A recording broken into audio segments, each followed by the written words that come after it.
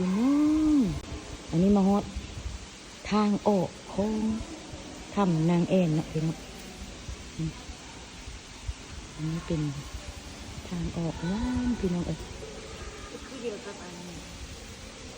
ในด่านนี่นะเนาะจะเหมือนเงาจะเอาไว้เนาะ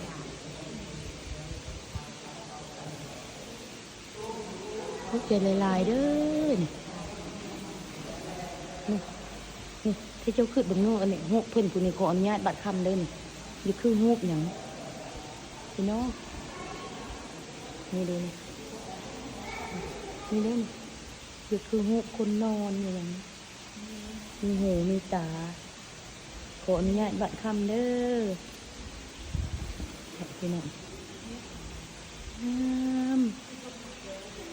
ประมาณนั้น